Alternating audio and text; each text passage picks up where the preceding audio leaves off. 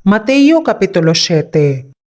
Dili kamo maghukom, aron dili kamo pagahukman. Kaysa hukom nga inyong igahukom, pagahukman kamo. Ug sa taksanan nga ginataksan ninyo, pagatakson usab kamo. Ug nganong ginatan-aw mo ang puling sa mata sa imong igsuon, ug wala mo pagtagda ang pinutol nga kahoy nga anaa sa imong kaugalingong mata. Kun unsaon mo pag-ingon sa imong igsuon, pasagdi nga kuhaon ko ang puling sa imong mata, ug ania karon, ang pinutol nga kahoy anaa sa imong kaugalingong mata? Salingkapaw, kuhaa una ang pinutol nga kahoy sa imong mata, ug unya makakita ka pag-ayo aron sa pagkuha sa puling sa mata sa imong igsuon. Dili ninyo ihatag ang mga butang balaan sa mga ero. Dili usab ninyo igasalibay ang inyong mga mutya